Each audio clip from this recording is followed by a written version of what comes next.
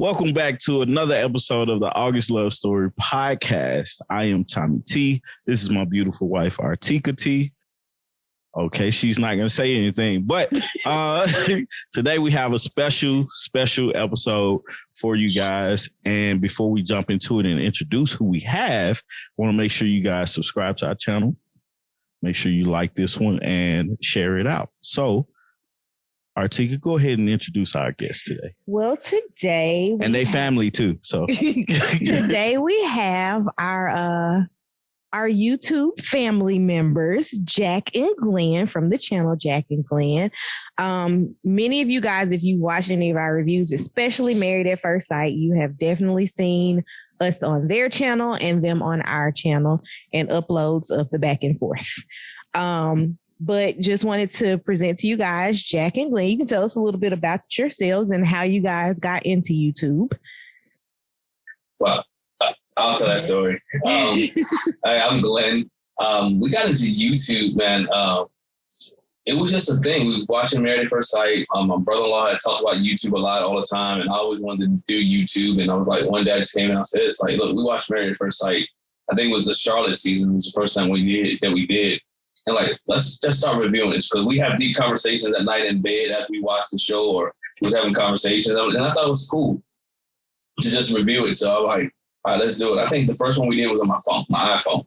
Yeah. And the first one we did on my iPhone downstairs in the living room. And we started doing it down there. And somebody said something about our couch. I said, you know what? It's time to move. You know, it's time to move. But that's how we got into YouTube. And then it really sprung from there for us together. I've always been into YouTube. I was looking at things. I uploaded plays that I had recorded, uploaded football things I had recorded, things of that nature. So it was like we hadn't done anything together. I had always been doing things on YouTube. We just hadn't done anything together. So I thought, let's do something together. Maybe it brings us a little bit closer together, and we can talk about this show. I didn't expect anybody to watch it or look at it or anything like that. I was like, let's put it on YouTube and see where it goes.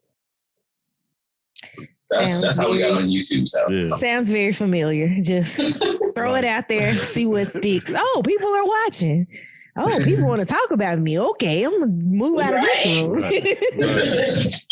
All right. So thank you guys for telling the people a little bit about yourselves.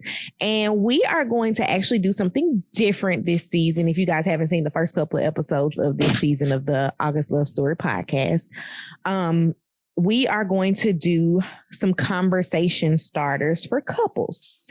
So I just kind of stuck my hand in the box. This is what the box looked like if you guys are looking at us on YouTube. And I just picked a question. Very lighthearted question. So today's questions are, it's a two-part question. What were some of your favorite toys as a child? And what was your favorite candy? And I'll let you guys start. Okay, my favorite toys as a child were my Barbie dolls, and I always cut their hair. Like I was always styling their hair. So I like, regular Barbie dolls, and then you know how they had the head, just the head where you could do the hair. Uh-huh. Yeah. So that's my favorite toy as a child. And what's my favorite candy as a child? I used to actually like malted milk balls. I don't eat it now. I don't know why I used to like them, but I did. It was like Whoppers, I heard Whoppers. Yeah. I don't know. My favorite toy was I think my wrestlers, man. I'm a big wrestling fan. I'm always into pro wrestling. I love pro wrestling. So I had all the figures, and I don't call them dolls. They had all the figures. So I had the Hulk Hogan, Ricky Dragon Steamboat, Dusty Rhodes. I had the ring. My room was like wrestling stuff. So wrestling curtains, wrestling bed sheets. So my biggest favorite toy was to play with my wrestlers. I watched it every Saturday morning. I'm a big wrestling head. Probably why I'm still a big wrestling head today. Favorite candy, still to this day, Reese's Cups.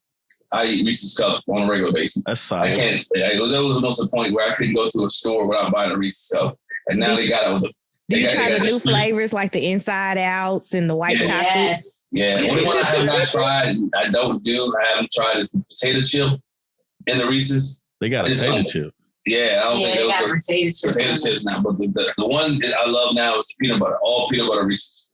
Yeah. With some bowl of vanilla ice cream, that rocks. They hit hard. I guess it's my turn. My favorite toy as a child. I don't even remember my favorite toy as a child.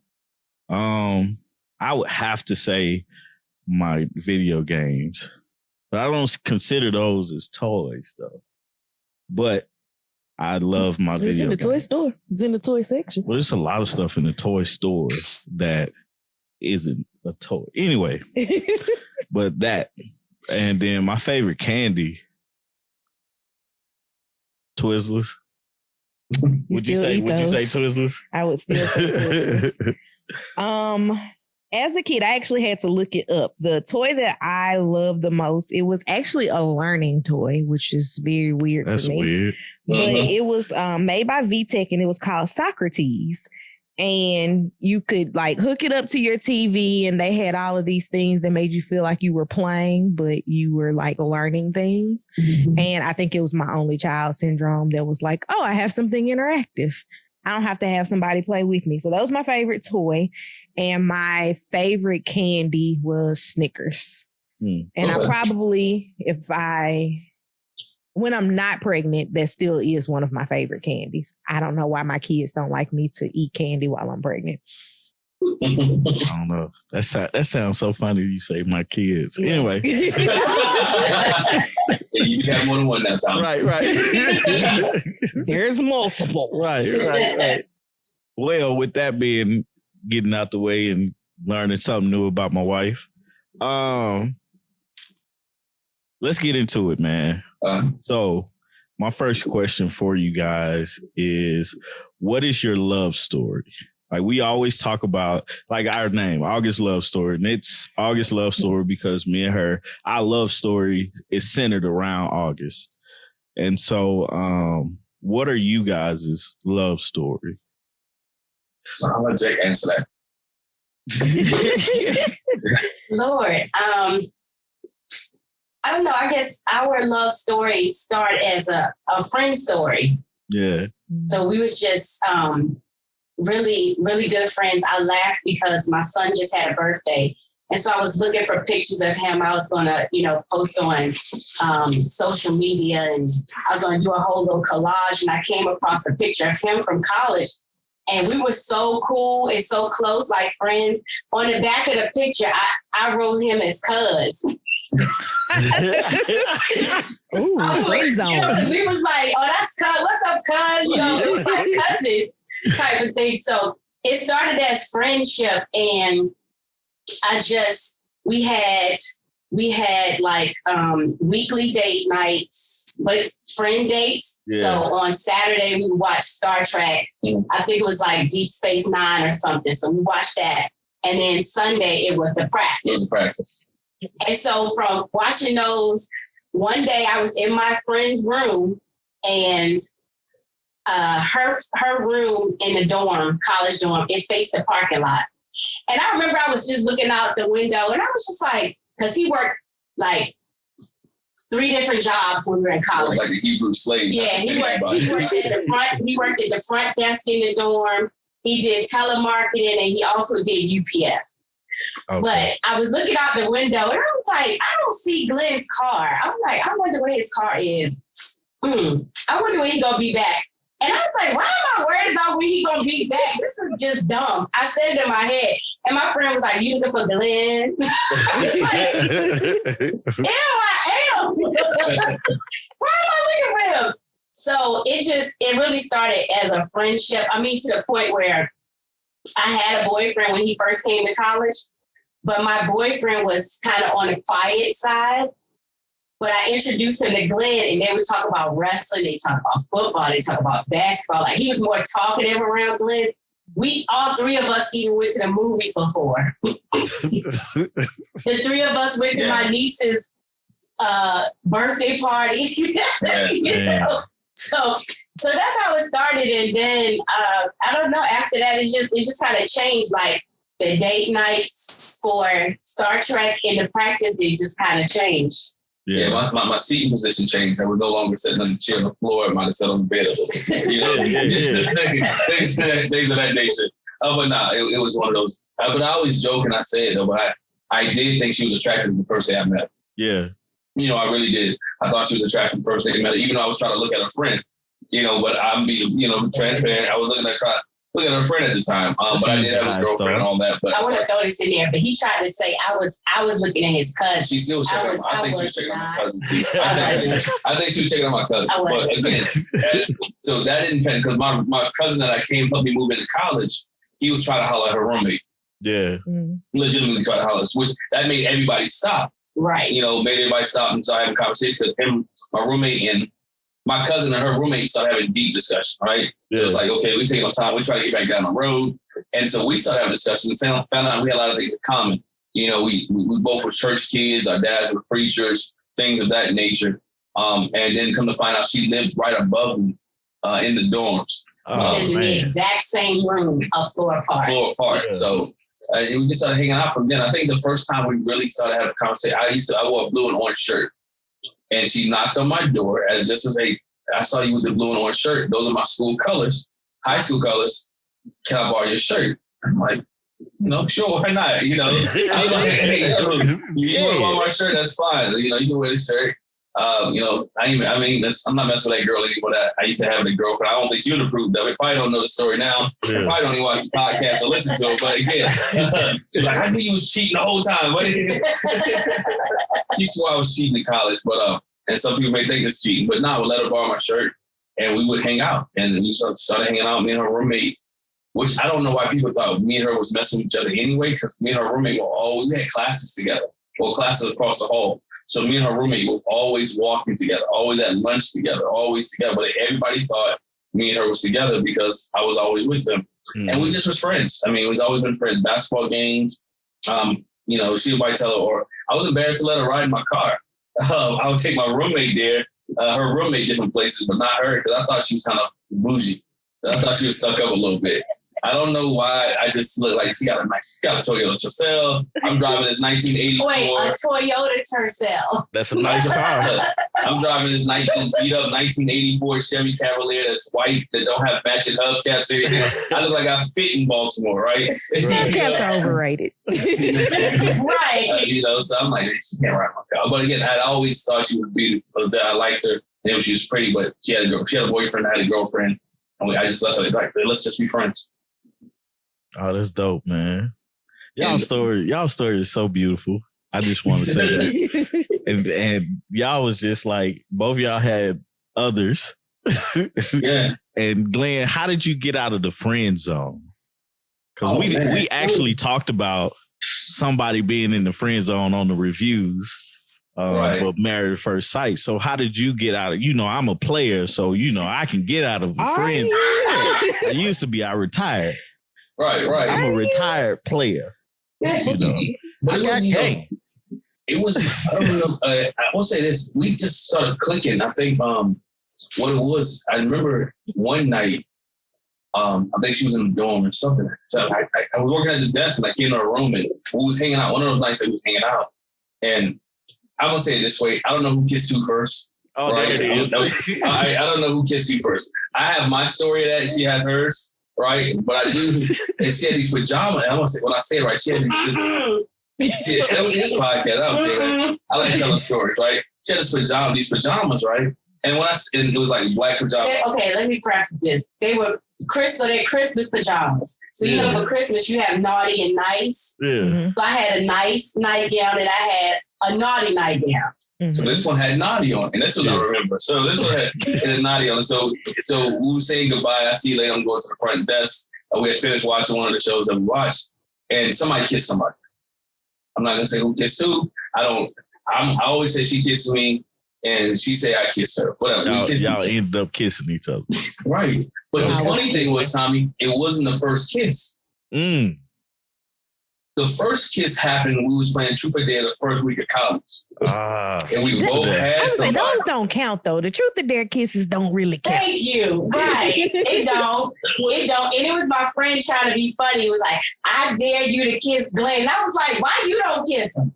You should kiss him. Why I gotta kiss him? So you know why she didn't kiss me? Because I called her name that night.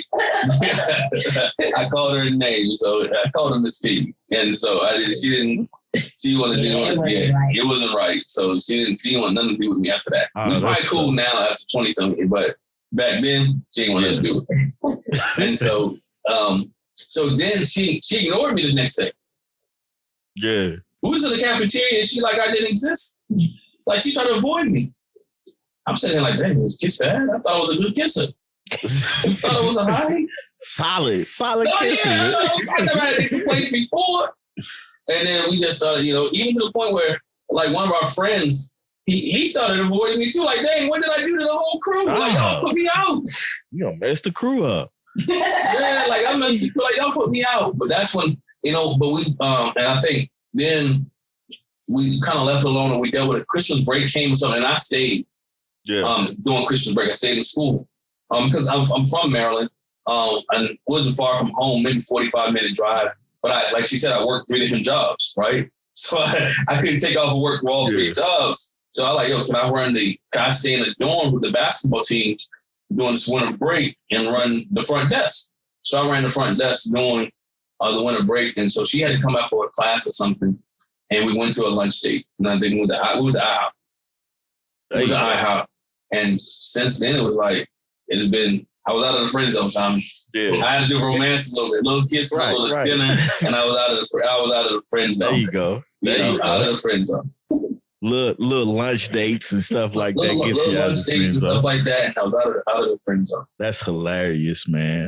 And you jump in whenever you want to. Sure. But so you guys have been married 20 plus at this point.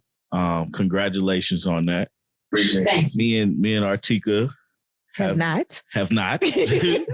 At this point, we're cruising on 6. Oh, congratulations! That's good. Yeah. I would say we're coming up on almost 20 of knowing each other, though. Yeah, okay. We are. And that's the crazy part about we like understanding the things that we go through within our 6 years. I want to talk more about the years for you guys. Like at 5 years, 6 years for us, it's every day we don't see eye to eye, but we come to the conclusion that, hey, I love you and, I'm here for you and you're here for me. Mm-hmm. But what does 20 years or 20 plus years look like? Same thing, transparency. We didn't see eye to eye just like about an hour and 20 minutes ago.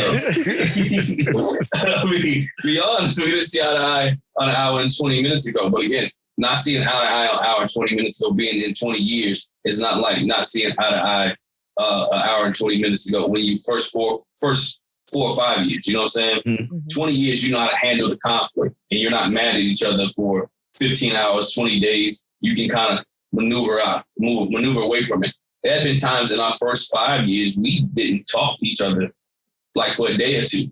Yeah. And, it was like you walk past each other, you feel the heat. As you walk past, you can feel the tension, right? And I can't even remember what it was over. It was something, I always call them petty because I thought it was something petty. Back, it was simple, but again, looking at your spouse, you got to realize it might be petty to you, but it wasn't petty to them. Mm-hmm. And I think that's where the difference in the 20 years that I kind of appreciate the fact that I've learned how to handle my emotions or handle our emotions and feelings and try to take care of it, but also get your point across to speak your truth without yelling, fussing, and doing all that other stuff. First, and I think we had a lot of role models to look at too. Her parents, my parents, who've been married for getting ready to be 40 years in July. Wow. Her parents was married. How long before your dad get that passed? The year my dad passed, they would have been married 40 years. Right. And so our pastor at the time, who was real close friends to us, how they married. So we have a lot of my grandparents. We went to their 50th anniversary, wedding anniversary, the year we got married. So we've seen a lot of marriages and we got a lot of input to how to handle some things and how to deal with things. And have we always handled it right? Nah. But there's always been some time when we can talk and try to get it right. Yeah.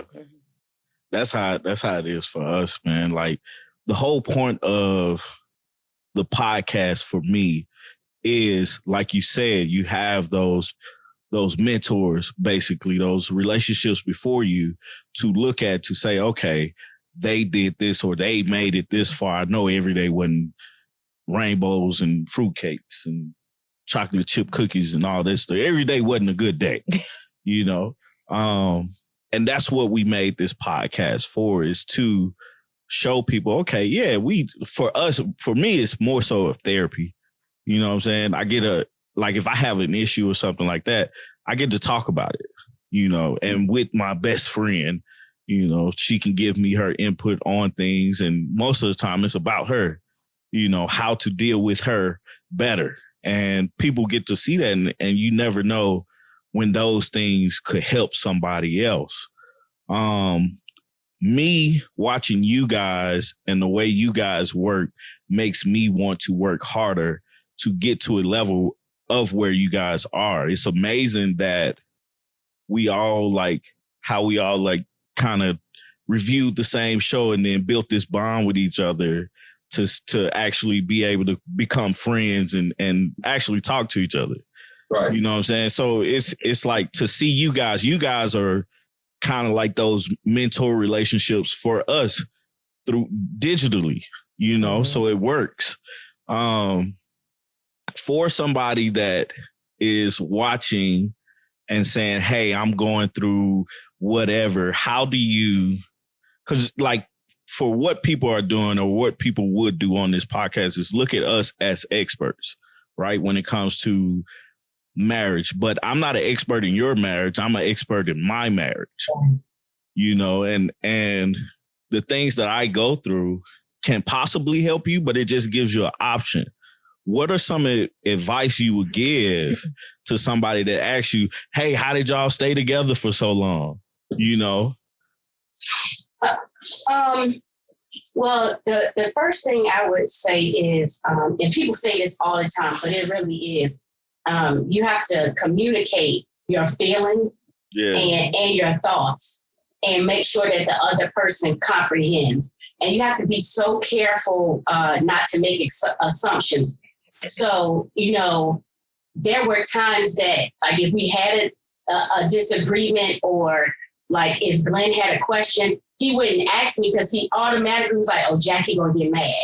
She gonna say this. She gonna do that. So that's one thing. Very familiar. Yeah, that's one thing you have to work on, you know, and to have longevity in your marriage, you have to not assume. And maybe it's going to be like it was last time. Maybe it's not. Maybe your spouse is working on themselves. And maybe you talking about, hey, I didn't like the way you came off at me last time. And so this time they want to temper their words and, you know, go into it differently. In those 20 years, what Glenn didn't say is true. So that year two, my dad passed away. And I also was pregnant. I lost a baby that year. The next year we had a baby. And then, so in between there, my husband changed jobs or he lost a job. I think you changed jobs that time. Yeah, I changed jobs that time. Yeah, he changed jobs that time because then when I had my son, he lost his job that year. So in that, some advice you could give, I would give a married couple is when you go through changes in your marriage, you have to be careful how you handle it. You know, I could have been like, oh my God, we got these 2 kids and you ain't got no job. You need to go out there, you know, because that's what people do sometimes. You know, they beat up on their spouse or whatever. So you have to be a support to your spouse and understand that as hard as it may be for both of y'all, it's hard for them too. Mm-hmm. And you know, not really beat up on each other. So you just really have to communicate your feelings and your thoughts and comprehend and take the time to understand where the other person is coming from.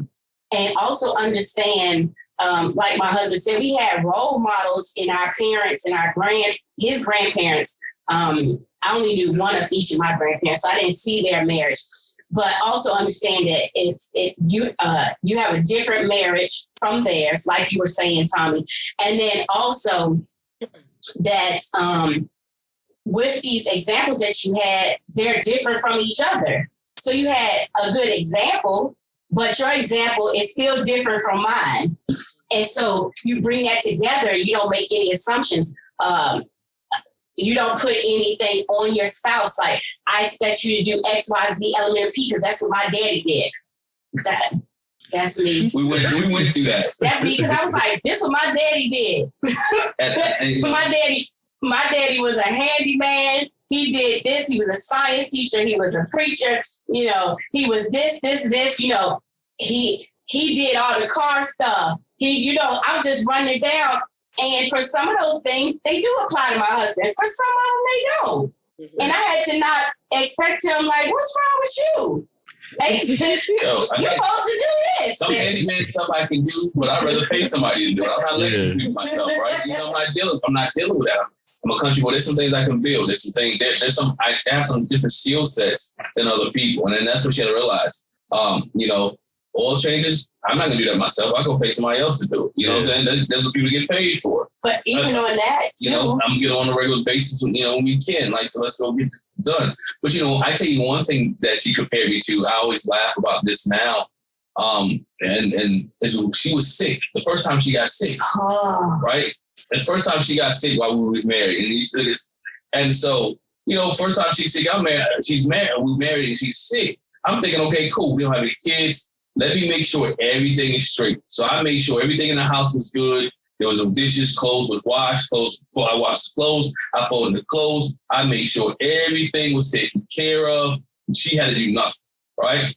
She would be there. Why didn't you sit in the room when I was sick? I know. It wasn't just, I was like, you didn't come check on me. Why you just left me in the room. And I was like, I did all this, and you want me to just lay there and then when you feel better, is this, and this that you need to take care of?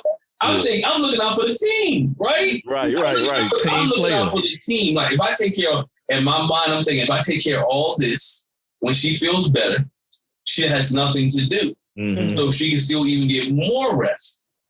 I wasn't thinking, man, I should be in a room, feet propped up, watching you sleep. It wasn't that. Okay, she's still living. It's so exaggerated. It wasn't that I wanted him to come check on me. You know what I mean? And not even so much that I saw my dad do that for my mom, because I didn't. My mom's a nurse like me. We the ones taking care of people.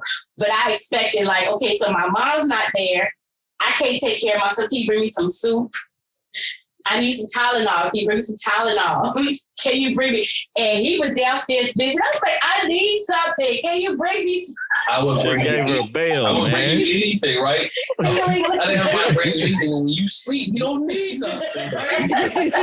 You know what I'm saying? That's awesome logic, man. You sleep, you don't need anything. Logically, I'm thinking, you sleep, me alone. Let me make sure everything is good. So we had to get on the same page for that. I think the other one was, I used to go downstairs. We lived in a townhouse. I used to go downstairs to fix one sandwich, get one thing to drink. You ain't bring me no sandwich? Why you ain't say you was hungry? You ain't say you was thirsty. Right. You know, but again, I had to learn how to be married because it's different. I had to learn how, okay, when I go downstairs now, hey, I'm going downstairs, would you like something to drink? We kind of got away from that, but it's okay. No, I do that. We still work in the office. We work in the same office throughout the day, right? Upstairs in our house. And so I'll go downstairs. Do you still want something to drink? I'm about to get something to eat. Would you like something to eat? So I try to make sure I at least ask. If she says no, I get it myself. All right, cool. You can say it. You know? You can say it. And some people don't ask me, do I want breakfast? You can say it. It's okay. I'm just saying, some people don't be asking me, do you want something to breakfast? It's okay because and I understand why, because she cooks her food a different way now. Yeah. And sometimes the way that she cooks it is not the way she's being more health conscious. Yeah. Mm-hmm. I'm not being as health conscious as she is. I don't always have time to cook for two people. Right, because I got to hurry up and get back on my computer before they know I'm gone. Yeah, she got to get back on the computer first. So I don't think they're coworkers. So I think I got to get back on the computer before they're gone. So I'm kind of more of a flexible. My job is more flexible. I really don't have anybody hovering over me and make sure my stuff get done. Yeah. So one of the things that you guys mentioned during this part of the conversation was essentially managing your expectations of each other. You wanted him to come and check on you, and he's like, I just went downstairs. I just wanted a sandwich. I wasn't thinking about you needing a sandwich. How did managing your expectations for your marriage change once you guys became parents as well? Sure. And that comes in stages. Because my expectation when she's not a night person. Mm-hmm. So we had a lot of discussions beforehand. Let me quantify that. Because I am a night hawk. So I'm the type of person, like, I don't get up super early. Mm-hmm. I'll stay up late. But once I go to sleep, like, I'm asleep. You know what I'm saying? So that's what it means by, like, not a night person. So when it came to our kids, like, I'm not functioning 2-3 o'clock in the morning. So I'll be like, if the baby wake up, and he used to work night shift at UPS. So, you know, he's used to, I was like, so how about this? Once I get up in the morning, it's my shift. In the middle of the night, which our babies were pretty good. Once they start sleeping through the night, they start sleeping through the night.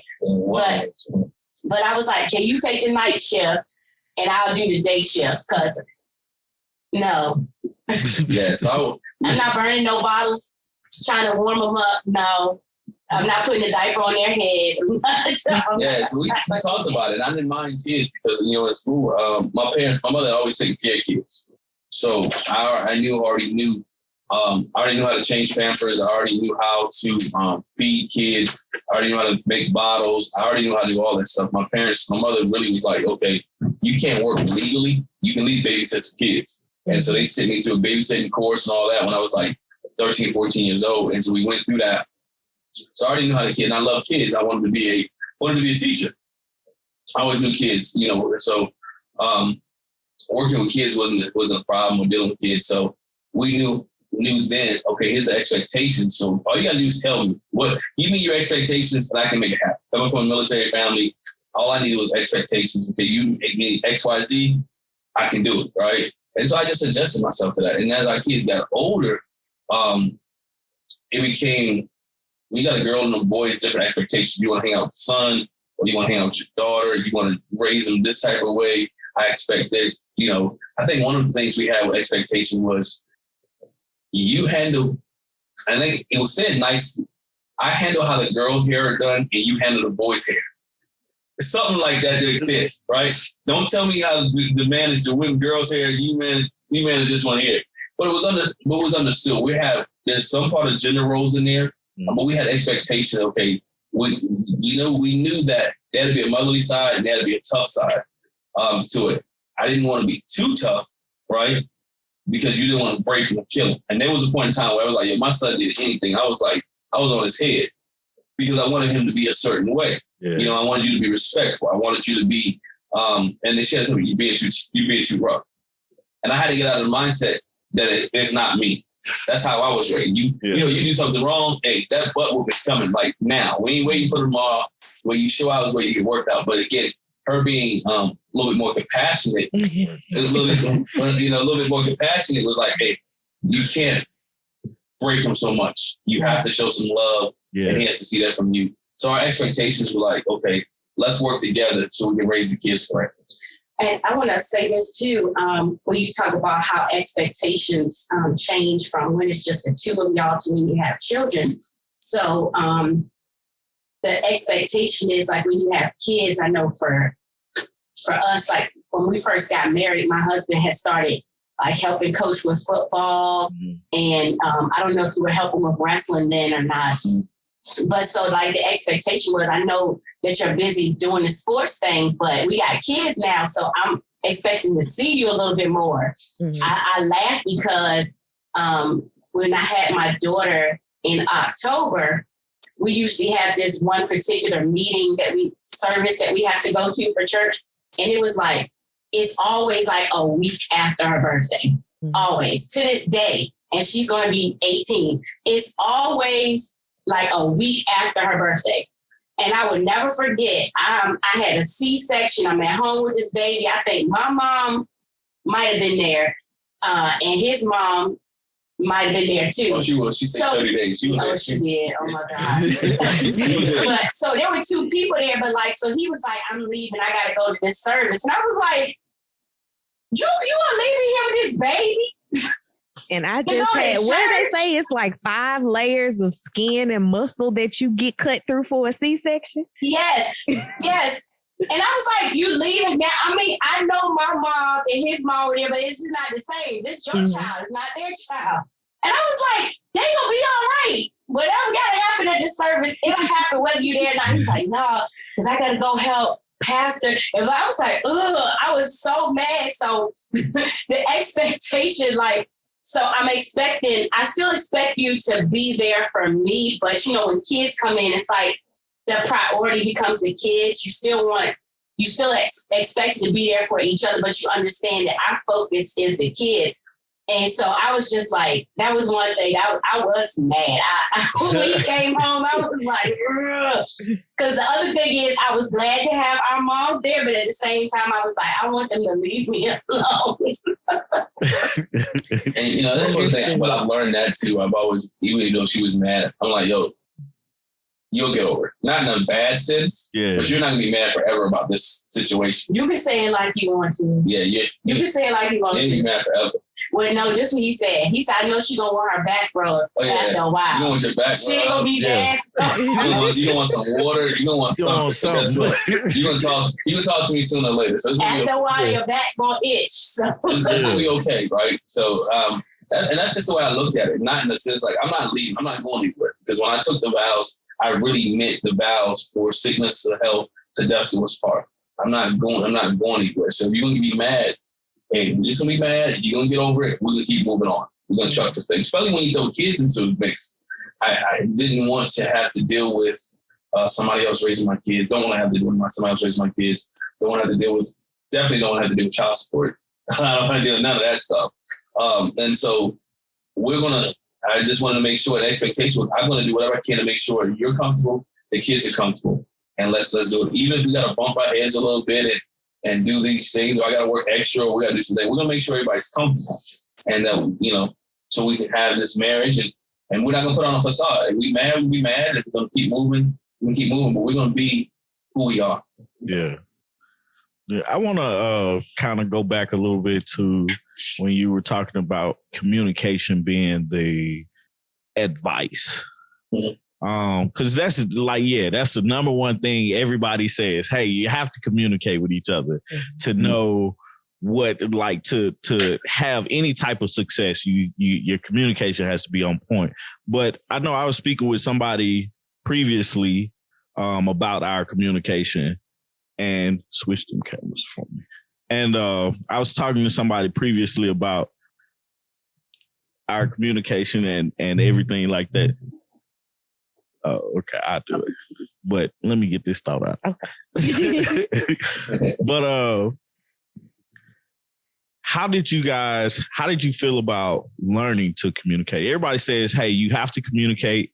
You have to, you know, communicate well with each other, but nobody talks about the process of communicating and not knowing how to communicate, because that's a big thing as well. It's not knowing actually how do you communicate with a person and how do you learn to communicate with a person, because everybody, if you say, hey, turn left, then turn right, somebody's going to go the wrong way at some point. So I just kind of wanted to hear, like, how did you guys learn to really communicate with each other?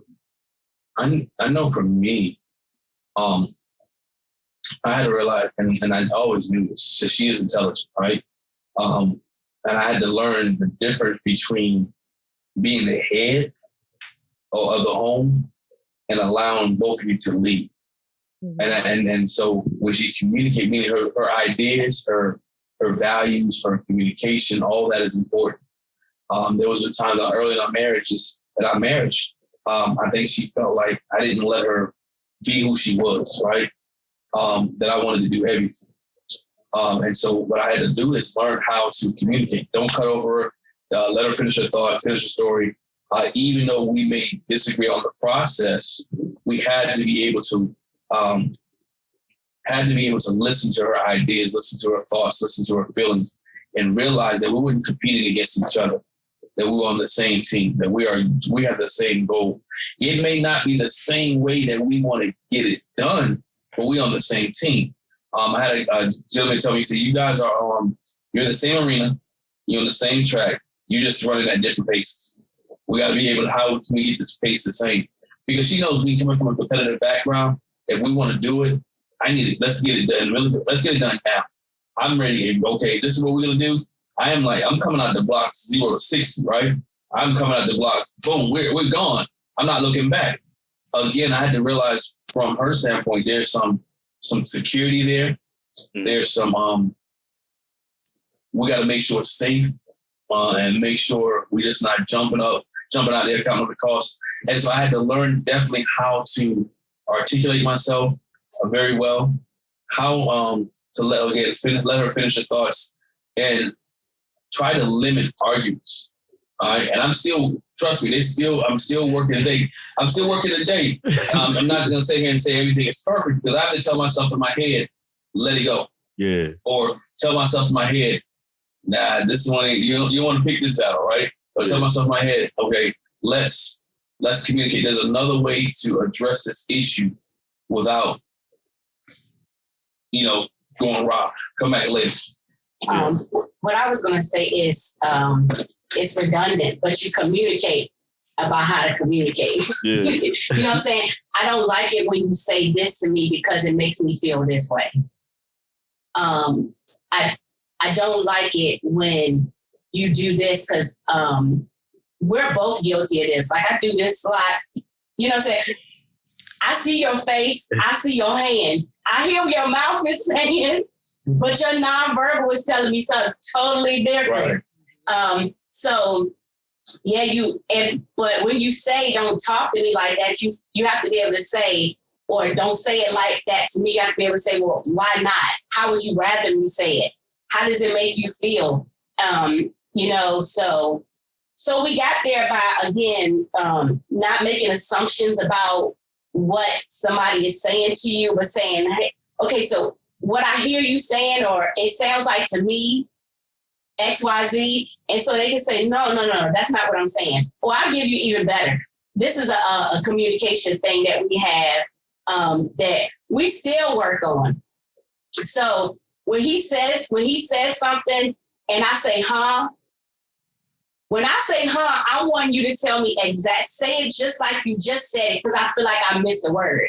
Yeah. So what he would do is he would say it a different way. And I'm like, now I'm real confused because I thought you said, like tomato, but it was actually potato. But now when you just said it, you didn't say neither one of those words. Because how to me was like, I don't understand what you're saying, so I need you to go ahead and clear it up verbally. But for me, huh was, can you repeat that? Yeah.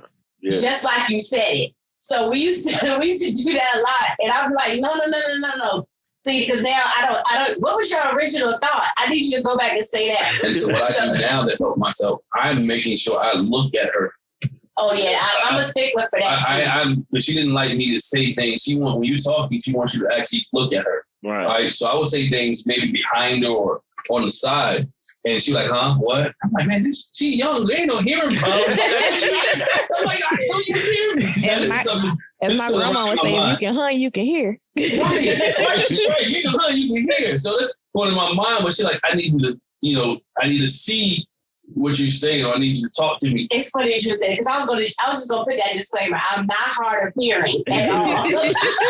But it helps me, too, when you're talking to somebody to see them, not talking over your shoulder, because people can hear you, but you got to understand, if I'm talking this way, the sound is not going over my shoulder. Yeah. It's going straight out. So if you're in front of me talking, I'll be like, huh, what'd you say? I'm like, I know you hear me. I'm not talking, I don't have a soft voice. I'm loud. And so it used to become irritating, like, yo, I know you hear me. Like, so in my mind, I was like, what did I say wrong? Until he understood that it wasn't, I didn't hear. It was what did you say? Yeah. Like, I want to know your whole thought so I can really comprehend and be like, oh, okay, that's what you were saying. Yeah. So we had to learn that. And that was the biggest thing with communication I had to learn was that she's not one of my athletes. Mm-mm.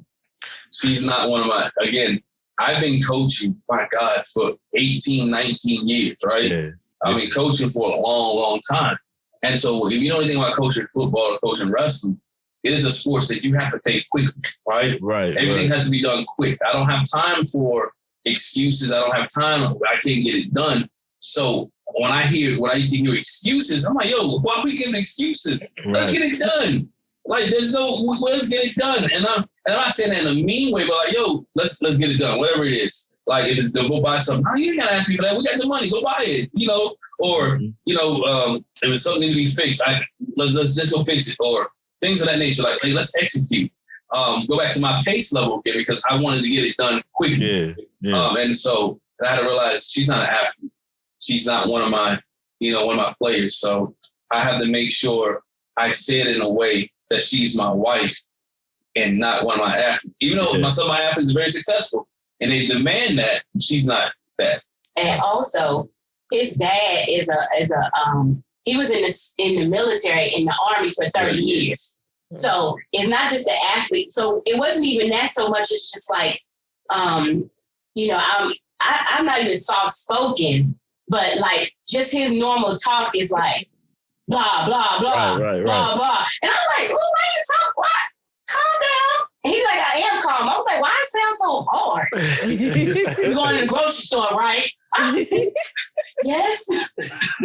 And he was just like, what's wrong? And I was like, why are you saying like, get up and go to the grocery store? He was like, I don't know. So it was that too. It wasn't even so much as come on, let's get up and go. It was just his tone of voice. That's what we had to learn too. His tone of voice and how you say things and your choice of words. And sometimes that rubs the person the wrong way. We had to get on the same page. That like, it sounds like you barking at me. And for the person that feels like they're being barked at over the years, you have to put in perspective that I've known this man long enough to know he doesn't mean it in a hard way.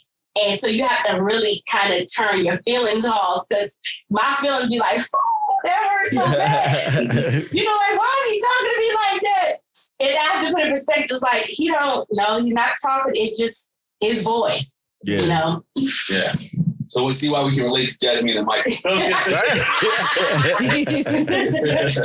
Man, I laugh because the thing for me and Artieka is Artieka doesn't like to repeat herself. And so it's like, if I don't hear it the first time, I'm making up something that sounds like it. So I'll be sitting up here making up jingles. Did you say you wanted some Pringles? What's Bendy? Oh, you wanted Wendy's. You know, stuff like that. Right. And, but I learned that because I understood if I didn't say what I thought she said, but if I asked her to repeat it, it's a huff and a puff. Mm-hmm. I can do without the huff and the puff. Just tell me what you're trying to tell me. Or this is a big one too, and I'm working on it now. She'll just be talking and I'm either looking at something or reading something. Most of the time it's me looking at something. She'll just start talking to me and I don't hear at all. That's not how it goes. That's not how it goes. We can be fully engaged in a dialogue. And then the next thing I know, he's like, oh, you were still talking to me? Who else? There's nobody else here. Artieka takes these pregnant pauses. And that was another thing, too. Like, she would stop, and I would think the conversation is over. I'm like, all right, well, I guess she's done with her statement. And she starts back talking again. I'd be like, I'm moved on now. But like just learning those things, it's so funny that you guys talk about that. And then I'm going through everything that you guys have talked about. I'm going through, yep, we go through that. Yep, that's too. We've had this tone conversation more than one time, not necessarily with me, but with how he handles other people. Yeah. And I'm like, the reason they don't like to talk to you is because you're rude. And he's like, I'm not being rude. I was like, yeah, it kind of comes off as being rude, but he just doesn't see it that way. He's like, I'm straightforward. I'm like, yeah, straightforward can also be rude. Yes. Like, depends on who you listening to. They feel like it's rude, so they don't want to talk to you. That's why they call me, and I don't want to talk to them. So then I need you to be nice so they can talk to you. Trust me, I get the straightforward one too. I'm straightforward. I mean, I don't try not to beat around the bush, but I've learned over the years how to articulate it. Yeah. And how to have me censor it. There's many text messages or emails that I want to send out, but I have her proofreader beforehand. Don't say it like that. Don't say it like that. And she can tell, we did talk with my daughter earlier, and I was the one who was like critiquing the text message a little bit. We both did, but I was good because the way she typed it at first, years past, was the way I like, just send that. just sitting there, just like that. But I was like, let me be more diplomatic. Because that's one of the things that I dealt with. Because again, I had been in military coaching, being in upper management since being 17, 18 years old for different companies, Fortune different companies. So I've had to deal with people. And or been in a production field where, when you're in production or deal with things like that, it is a fast business or fast pace to get things done. And so you still have to treat people. So I had to realize I got to communicate more effectively. Yeah.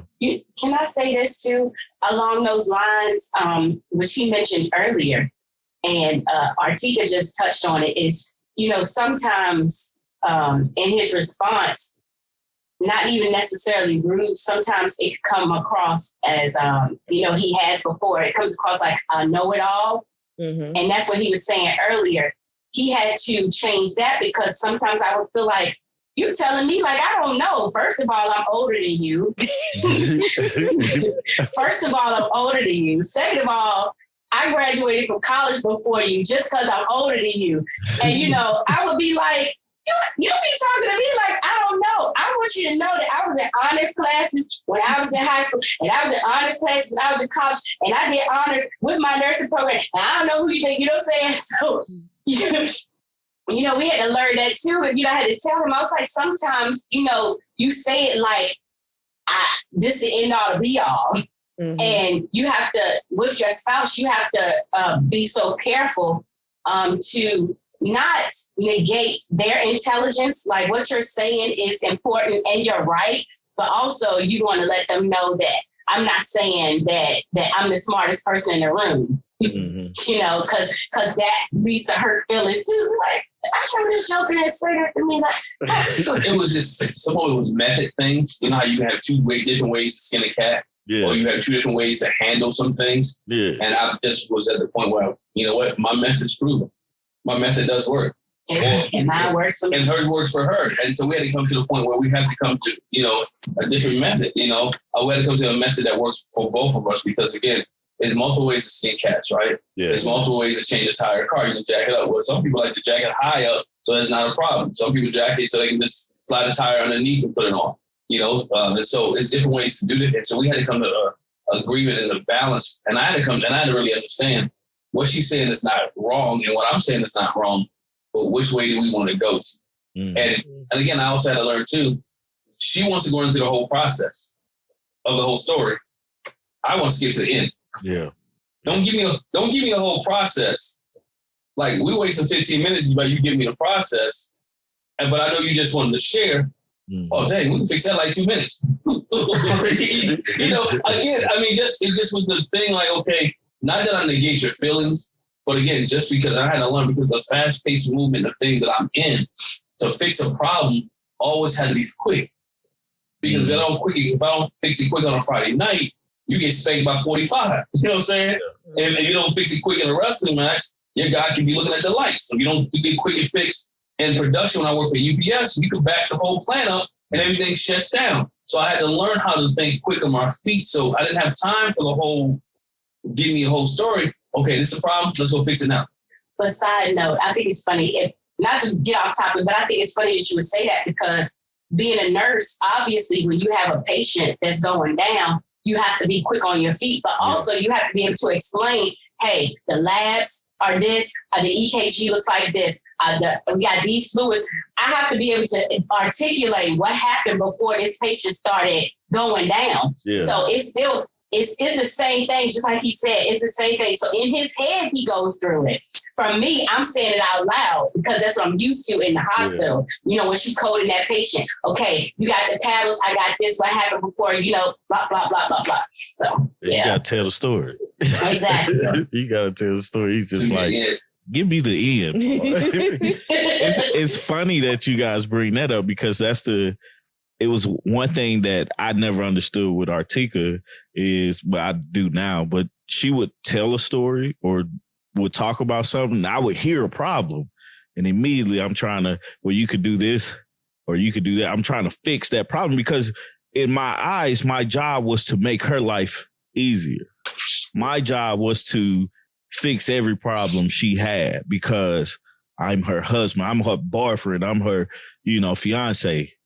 But that's me to her, And I had to learn that sometimes she just wants you to listen and don't say anything. Now, at first, it killed me not to say anything. It still does a little bit. No. Now it's just like, I wonder what Lily is doing. It's like other things go on. I listen to the story, but I don't like if I have a solution, I wait to be asked. Like I've done that, and I'm still holding on to something. And she still hasn't asked me for a solution. So it's like, all right, cool. I can just keep that one in my back pocket. We had that big issue too. And I think what I had to do was what I'm going to, before she even started talking, I'm asking her, do you need me to listen now? Or do you need me to go and fix it more? I mean, really, because she would say the same thing.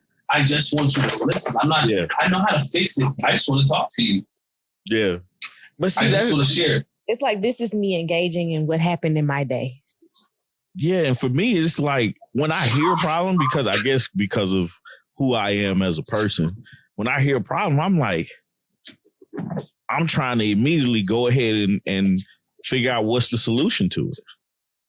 I think that's the fun part about being an accountant is like, if there's a problem, there's always a solution because things have to balance. And so just going into it that way, it's like, yeah, I'm always thinking of a solution, but just figuring out how to decipher which one is I'm gonna just listen to the story versus, we have a real problem. Because those do arise, man. I agree. Yeah. Man, this conversation has been so fun. I thoroughly enjoy talking to you guys. As you guys know, all the times that we're on the lives and we take 2 or 3 hours after the live and right.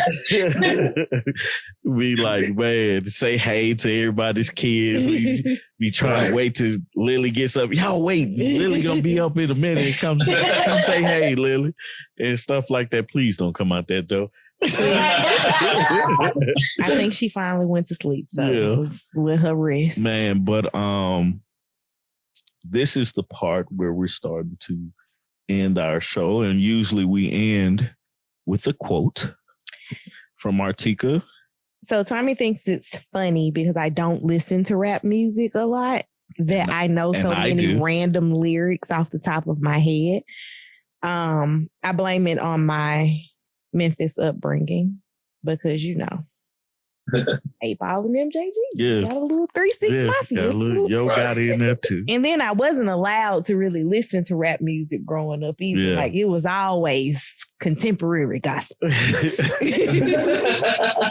So I picked, we actually have a friend. Well, I have a friend from high school who's getting married, and I chose this artist in particular, which is Big Crit, because she actually, she recently met him and invited him to her wedding. Like we've all been like randomly messaging him on social media saying, hey, it would make my friend's life if you came to her wedding. So she finally got to meet him at a meet and greet. It'll make my life. She met him at a meet and greet a couple of weeks ago, and she actually handed him an invitation, and he said he was going to try to make it. So that's how I ended up with this particular artist. But the song that I picked was Just For You, which is off of his newest album. And let's see. Starts off, the love here is real. I ain't flocking with them pigeons. I'm done with the mac and cheese. Over for these chickens. I'm finally out the game. I'm ripping up the player card. Might just get a ring. Take a knee and do it, Lord. Yeah, he pulled one of my cards. What is it? Had to hang up the mac and cheese. Okay, Anyway, thank you guys for listening to another episode of the August Love Story podcast. Thank you, Jac and Glen, for coming on and joining us and having me enjoy the conversation with you guys. If you could, please let everybody know where they can find you, watch your content and everything like that. You can find us on YouTube at Jac and Glen. You can also find us on Twitter at Jac and Glen, Instagram Jac and Glen. And just look out for our podcast as well called Matrimony Thoughts, which we should be hitting back on soon, very soon. I'm not gonna say whose fault that is, but everybody's fault. We're busy, right? It's something I learned fault. too, and everybody's fault, right? In marriage, it's not one person's fault; it's everybody's fault. We take one for the team. But just Jac and Glen on everywhere on social media. And thank you so much for having us. Thanks for having us. It was fun. It was fun, man. So much fun. You want to take us out? No, you got it. Oh, okay. That's me. That's you. That's me. Okay. I got it. Well, like I said, thank you guys once again for listening to the August Love Story podcast. If you haven't, please go subscribe to the channel, like, share, follow us on Instagram, Facebook, August Love Story. Check out some of our older content. Check out the new content. And podcasts are also up wherever you listen to podcasts. Right. And subscribe there too, so you know exactly when we drop every week. And yeah, with that being said, I'm out. Peace. Bye. Bye.